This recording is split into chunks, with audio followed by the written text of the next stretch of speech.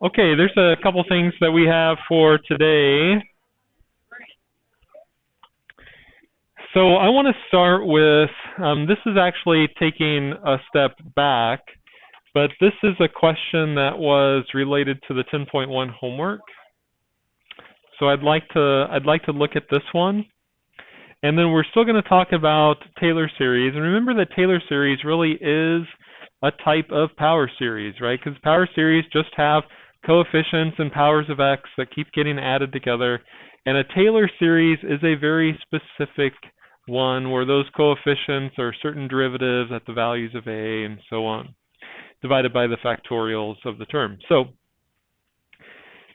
this, I just had copied this of like starting, this is the directions from the MyMathLab question. It said starting with a power series for 1 over x minus 1, find a power series for the natural log of x minus 1, centered at x equals 2. Okay. So the first thing is maybe just a thought as to why would the natural log be connected to something like this? And hopefully you have a thought already. What is that? The derivative of the natural log of x is 1 over x, so the antiderivative of 1 over x is that absolute value of the natural log that we've been looking at. So when you think about this 1 over x minus 1, I might think of different ways that I could represent and write this. Okay, so are we ready to work on this question? Okay, so let me go here.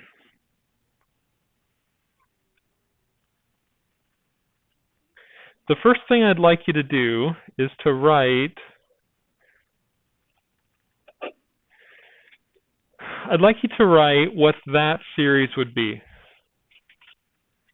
It should be pretty quick. It's kind of like this one.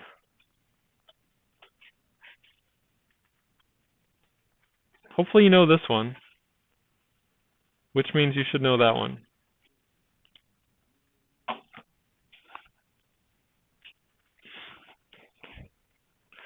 I'm going to approach this slightly different than how the book does, because, or MyMathLab to help me solve it, because it's better.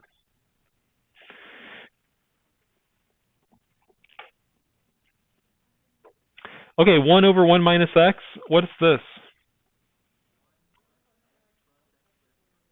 Yeah, this is that geometric that we saw, which means this one we should also then know, which is going to be 1,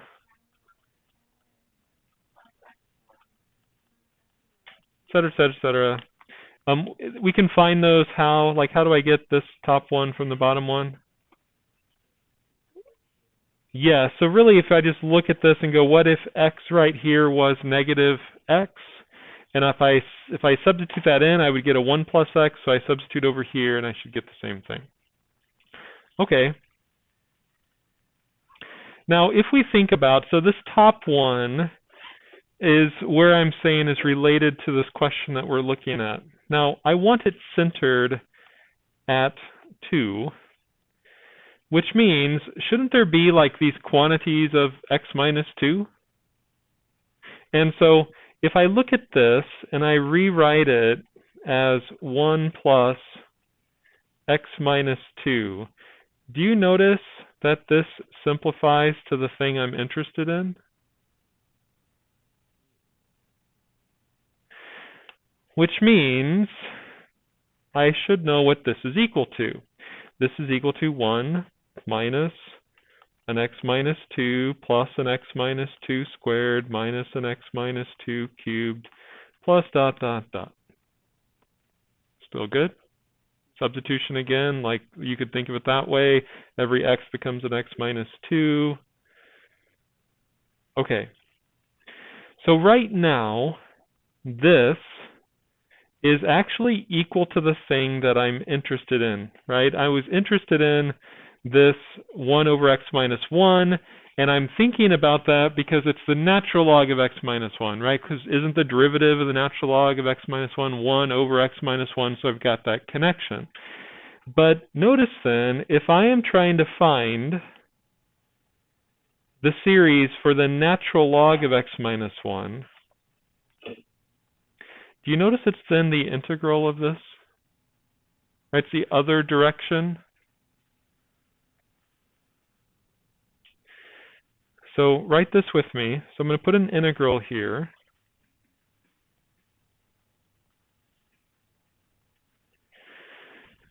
Now, the first thought is that, so that integral, well, that definitely would be, if this denominator really is really just, like, just simplify that, it's really just x minus 1, then isn't that the natural log of x minus 1, the absolute value of it, which is what I'm interested in?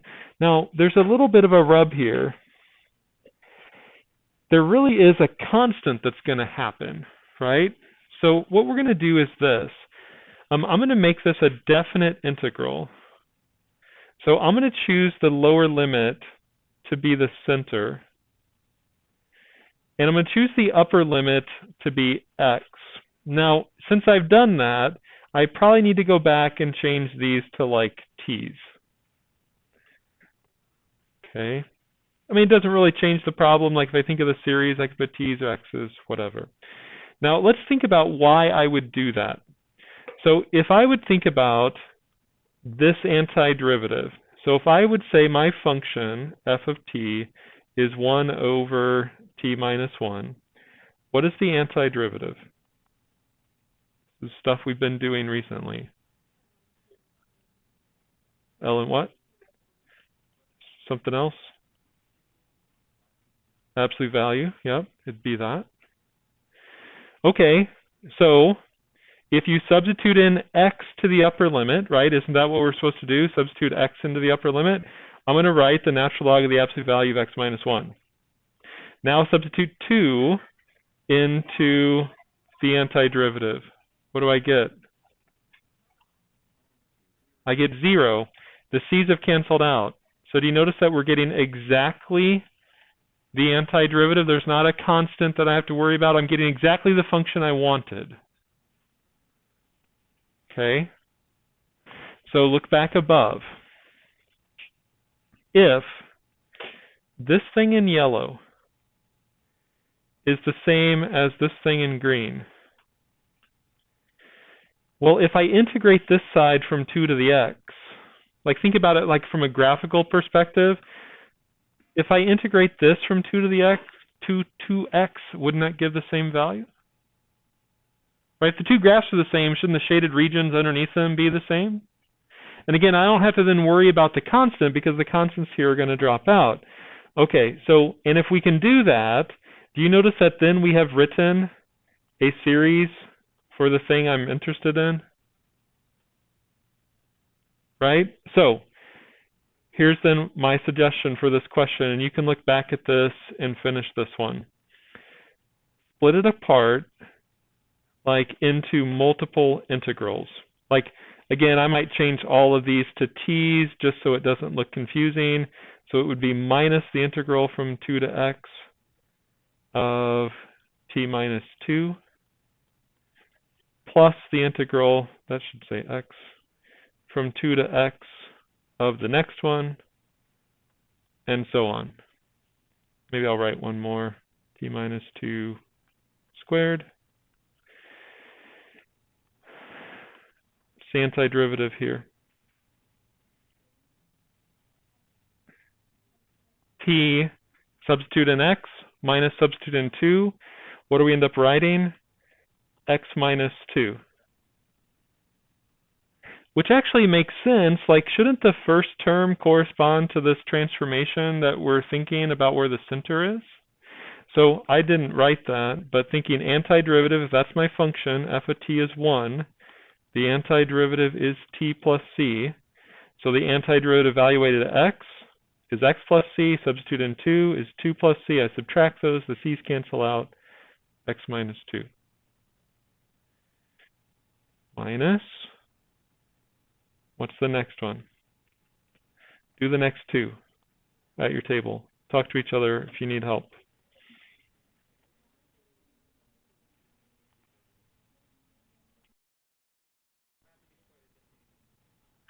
So I have on the screen here kind of my final work for it. Does yours match?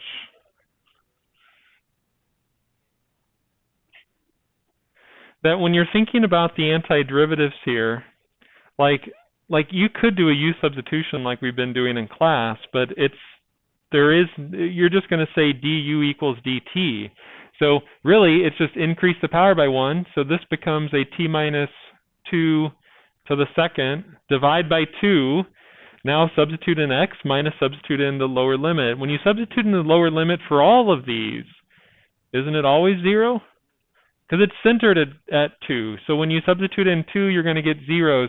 So you should have written these couple things here in red as the next terms. We got them right. It's not very many of you.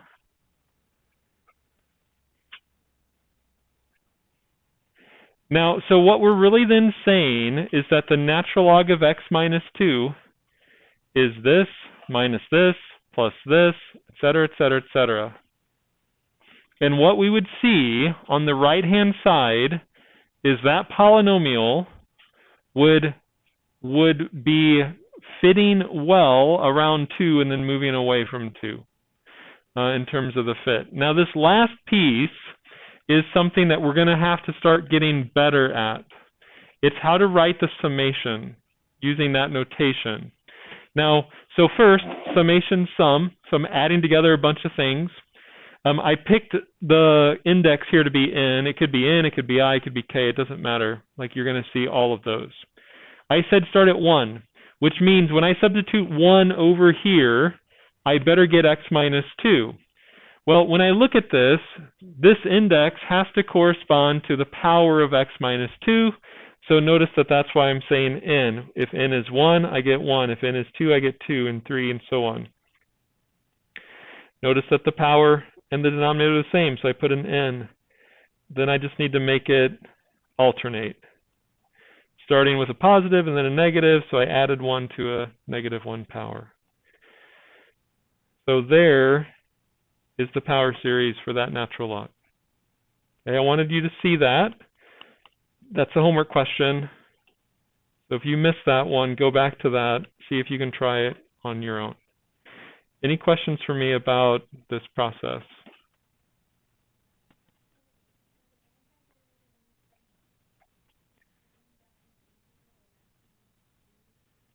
The antiderivative of this integral is x minus 2, yes, because you're going to find the antiderivative, which, so we'd say capital F of t is t plus c, substitute in x, minus substitute in 2. The c's cancel out, x minus 2. So notice that, shouldn't it be? Like if it's centered at 2, shouldn't this first term be x minus 2 and all the terms have an x minus 2 to different powers? Like, so if that doesn't happen, then it really wouldn't be centered in the right place. Now, you could, if you thought of indefinite integrals here, notice that they would all generate a constant, right? And this is actually the constant that when you combine them all together, that makes it exactly equal to the other side. So you could think of it that way too.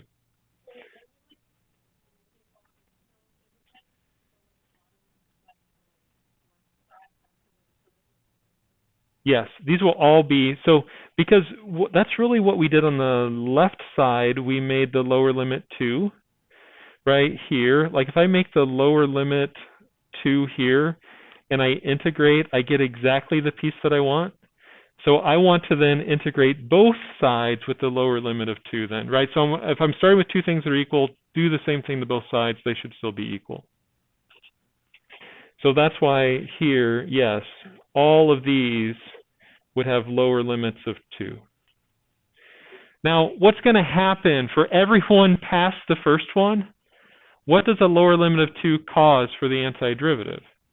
What value? Yeah, but what happens when you do the calculation?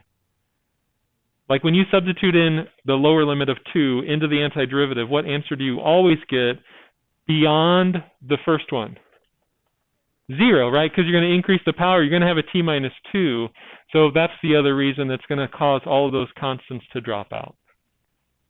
Okay, that's a 10.1 question. So I'm going to move on and look still further at some more Taylor series. I just looked up a little history that you have on the screen here because I thought it was interesting. You know, we were talking about the other day about Taylor and Maclaurin and why do we have the same name for different things. So I read a little bit about it. And so this is copied off of a site, so this isn't my words here. But there were some Indian mathematicians that knew the Taylor series for sine and cosine and arctangent before Taylor, which is, yeah. Now, the reason that Taylor got some credit for it is that he wrote a book, and in this book he put them in it. Now, it's probably likely he didn't know that somebody else already knew it, but still, history has given him that name. Now, even like when we think about Maclaurin, like Maclaurin wrote a calculus book like in 1700 and used the Taylor series in it, and that's why it kind of got attached to his name, like because he had a book. He never really took credit for it, but people just started talking about it that way. But anyway, I brought this up because we're going to look again at the series for sine and cosine. They're really relevant to something I want you to see today. So I thought some of you might be interested to know that. Okay.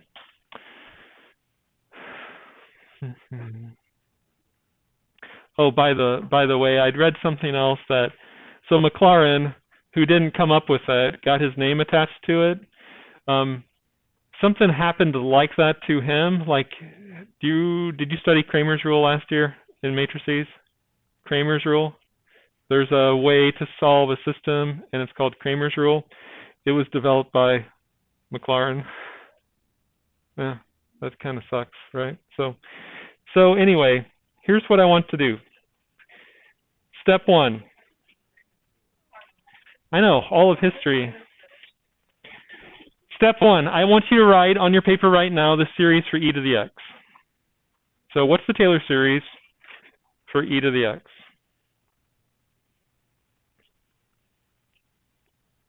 Are you getting into origami? Are you interested in origami? Oh, you had one earlier today. It's the same one. It's prized possession.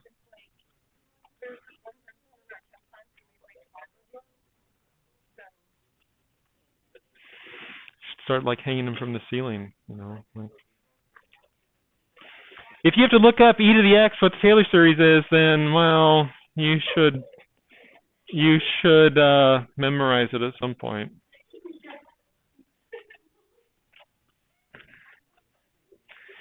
Okay, have you done that? Step 2. Step 2.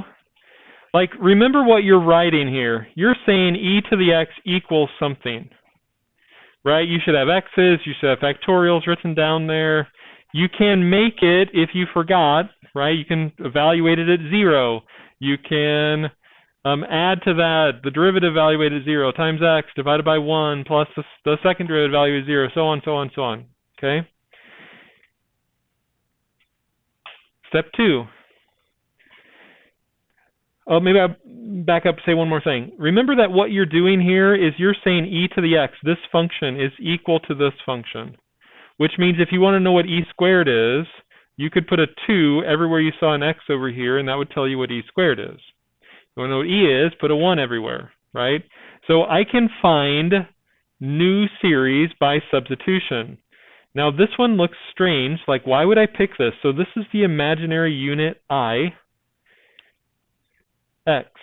So what would you write down for that?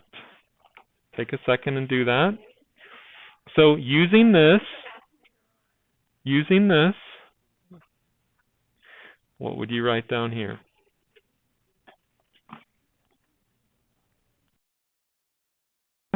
Everywhere you saw an x, you should have put an ix. Except I squared is what? -1, so simplify it. So I squared is -1. You should have had an I squared, an I cubed, an I to the fourth.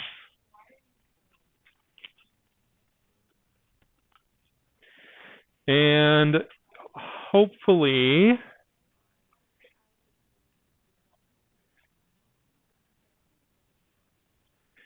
you have something like that.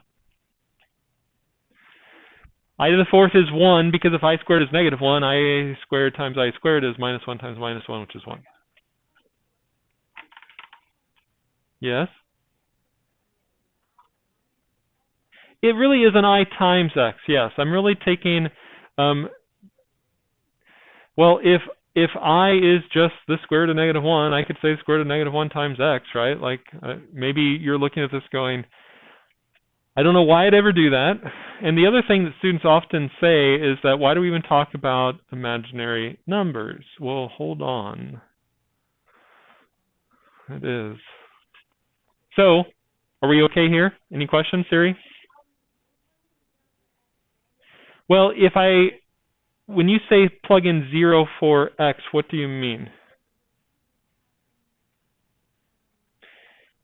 If you substitute in 0 for x, what we would say is that e to the I times 0 is 1 plus 0 minus 0, and you're just going to say 1 equals 1.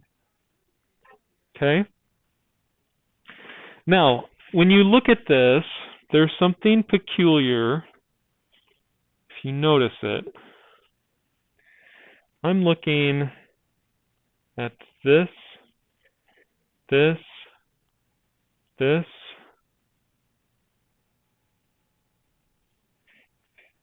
you look at all the evens, what do you see?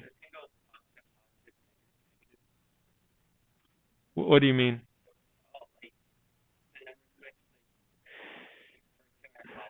Yeah, there will be a pattern of the signs, the plus and minus signs, true. But if I look at the even ones, what then is going to happen? So because of the pattern he's noticing of the plus, plus, minus, minus, plus, plus, minus, minus, if I look at just the evens, what is the pattern? Nene?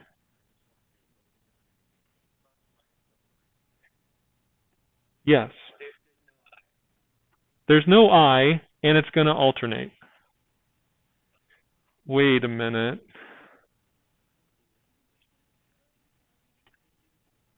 Wait a minute. Okay, so here's what I'm going to do. I'm going to group all the even ones together, because they also don't have an I in them.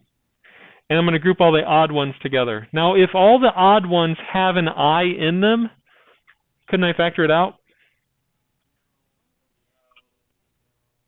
What do you mean, no? That was rhetorical. As in, well, you're always going to have an I to the first power in all of the odd ones here, right? Because there's going to be an I cubed, which is just an I squared times an I. So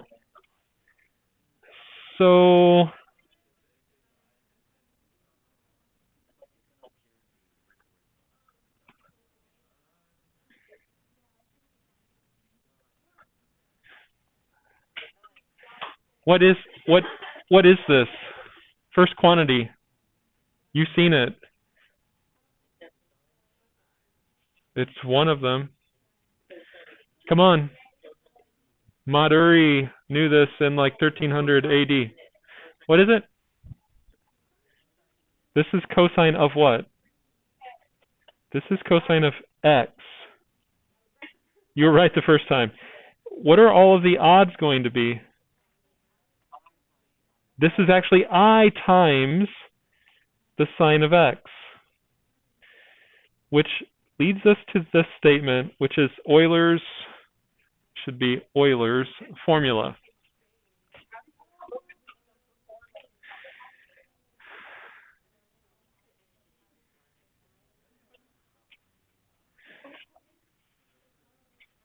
You can't make I 1.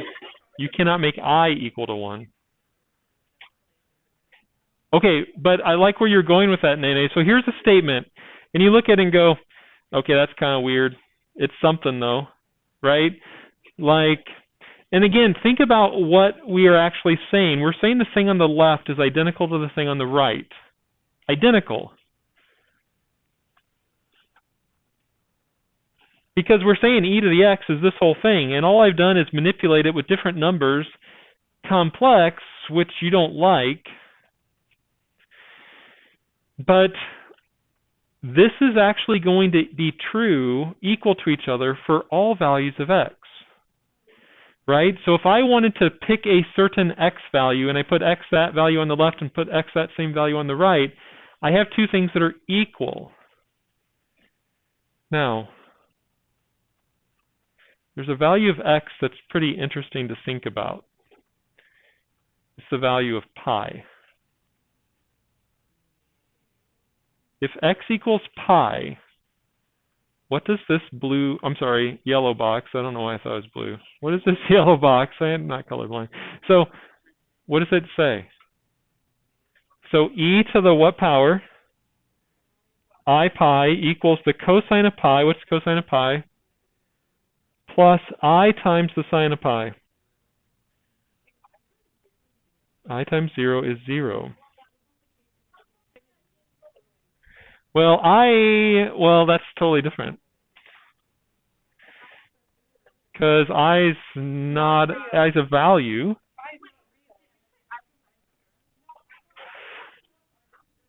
Now, what you have here is something really very interesting. Actually, you should look at this and go, that's kind of actually amazing.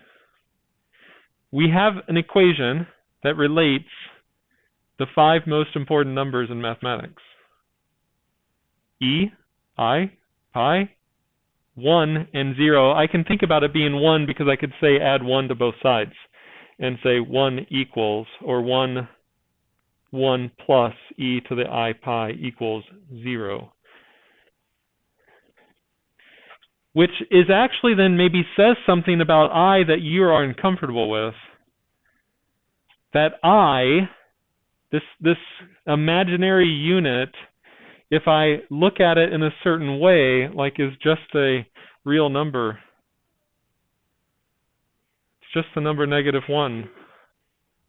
Which means maybe we shouldn't sit there and go that, well, I is imaginary, it's totally irrelevant. Well, is it? Because e to that power ends up being the number that we recognize and understand. This is called Euler's identity.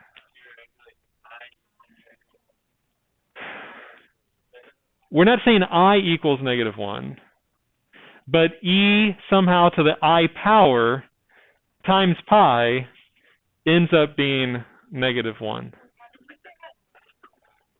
Euler.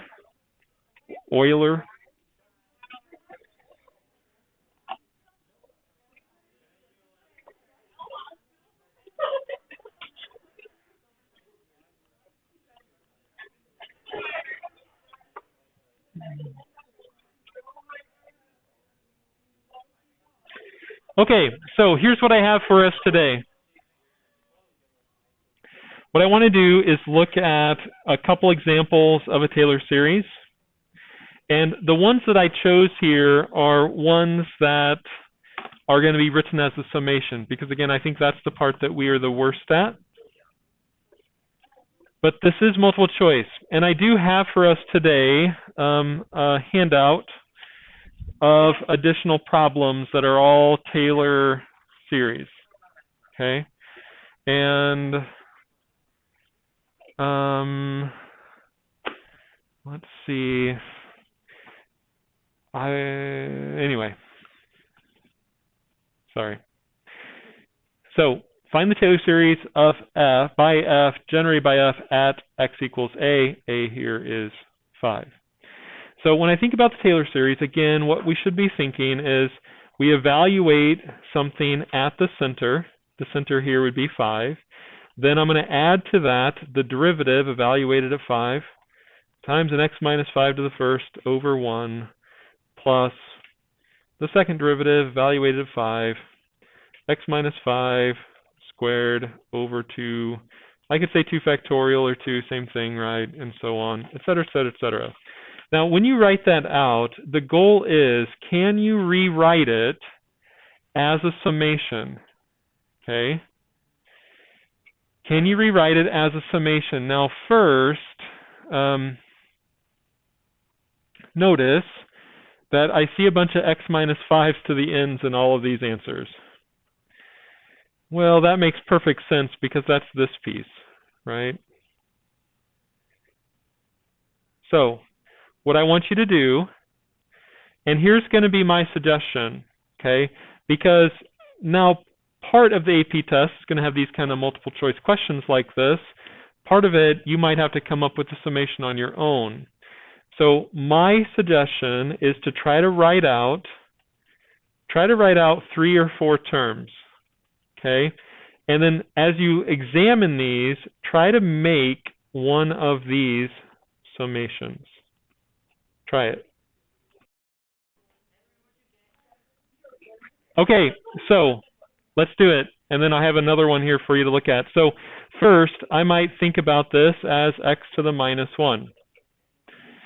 So we need f of 5. Well, that's 1/5. Right? F of 5 plus, you have that, good. So we need the derivative. Well, the derivative is minus x to the minus 2, evaluated at 5. So that is a, well, it's going to alternate then, isn't it? And then there's going to be an x minus 5 to the first.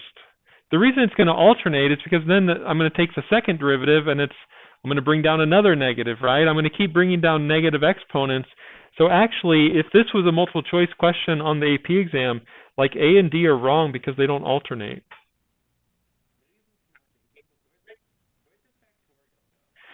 Well, I could write it, but what is 1 factorial?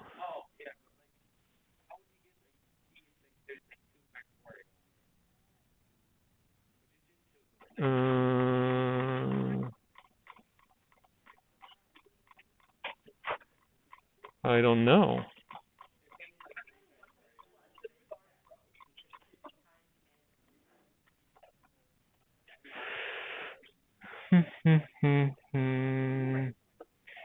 I think all of these answers then are wrong. You're right. I don't know. I should have looked at it more carefully. Again, thank you, textbook. I just took their question. But let's question.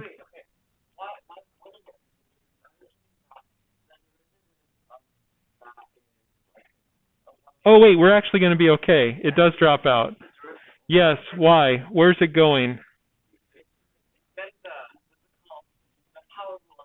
Yes, so if we just keep going here, so Brendan, you're right. There really is a factorial that would be in these denominators, except you would actually be writing it in the numerator too. So think about the second derivative. So second derivative. Focus, focus, focus. Second derivative. So first derivative was minus x to the minus 2, right? Second derivative, 2x to the minus 3. The third derivative, negative 6, isn't that 3 factorial? And so on. So it actually is going to simplify out, which is why we're not seeing it. Okay? So it has to alternate. So I think these are right then. It has to alternate. So I'm really down to these two. So why C?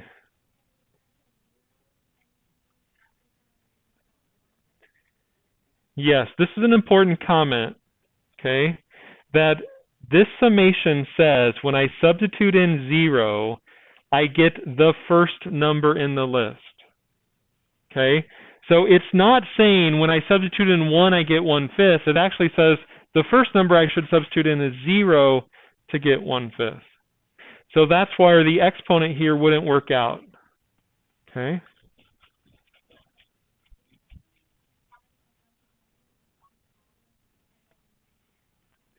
That's all you're doing, exactly right.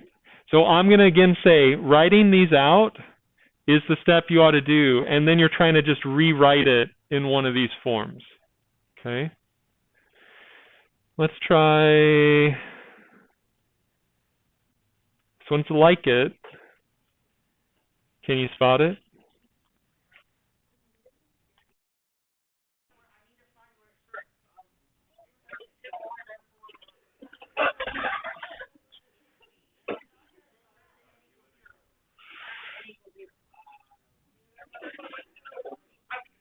The answer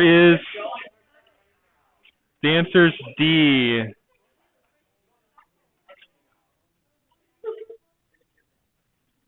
What?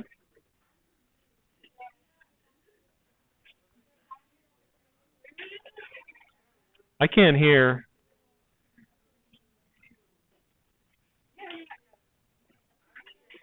Siri, what's your question? Can we focus? Can we focus? Siri, question.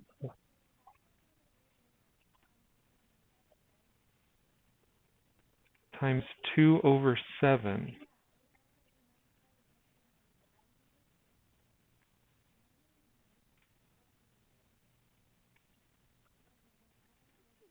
So it's this piece here. Well, so first, what's the first term?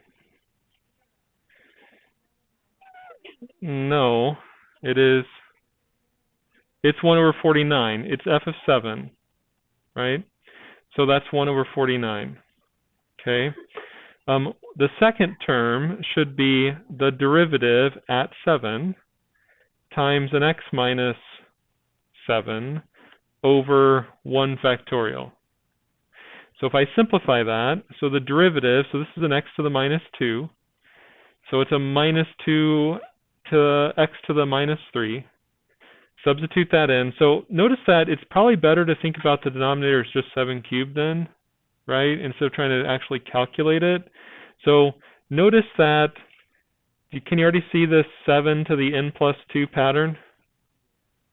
When n is 0, the exponent here is 7 squared. When n is 1, it's 7 cubed. There's 2 more, right? It's a power of 2 greater. So I actually already know A and B are wrong. Now, the next piece of this is when I write that out, so when I'm taking this derivative here and substituting in 7 to it, like, how does this n plus 1 keep happening? So in this case, don't we get a 2? Isn't that what you're telling me, that there should be a 2 here? And there is. And notice that when n is 1, it says that there's 2. In the next term here, so you're going to have to finish this, get the x's, but the next term, this is actually saying there should be a 3.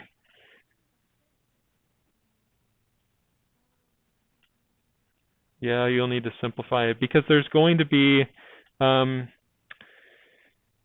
you need to think about the 2 factorial now as well, right? Correct, because you have to think about the coefficient of the Taylor series has these denominators of 2 factorial and 3 factorial, and those pieces should be simplifying to give you that. Yep.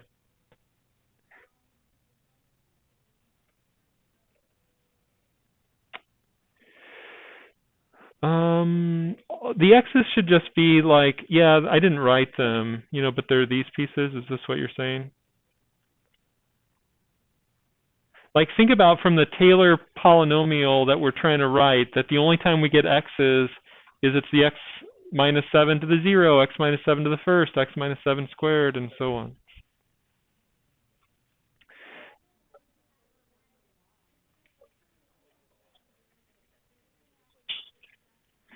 Well, think about like every Taylor polynomial, the pattern that we're following, it's the nth derivative evaluated at the center times x minus a to whatever derivative we were taking divided by an n factorial, right? Isn't that the pattern for every single term that we're writing?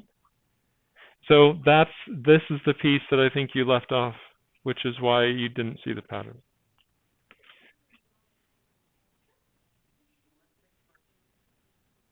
About this one.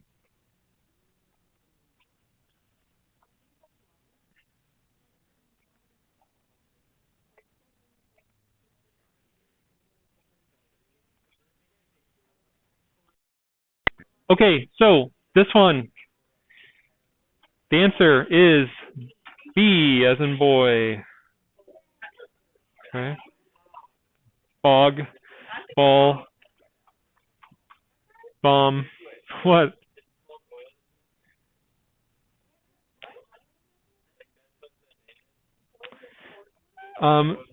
Euler's formula is just that specific example involving I. Yes.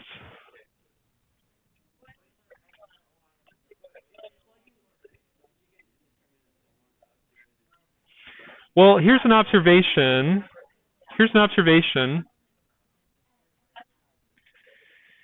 You're asking if x happens to be 6, right? Well, here's the thing. Can you join me? If x is 6, now you are getting a 0 here, right? But is the denominator 0?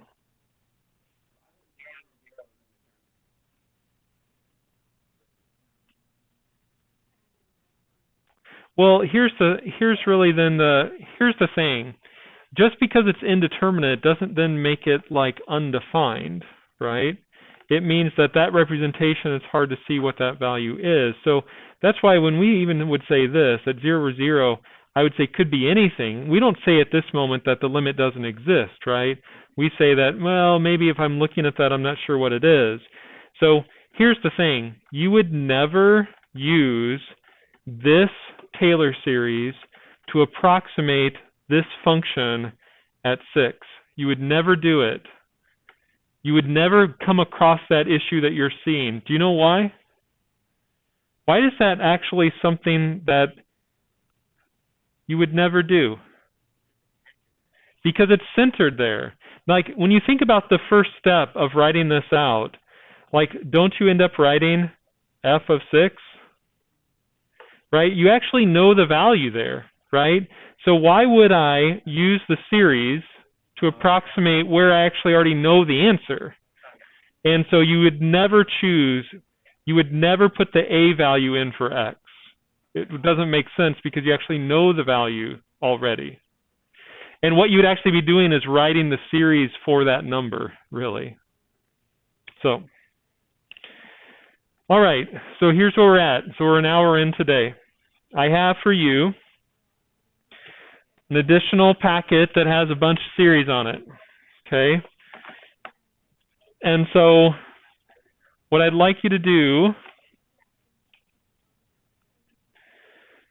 I'd like to spend about, why don't we say 15 minutes so we can go a little bit early, just sure everything's fine, but I don't think, it looks like it might have been raining a little bit.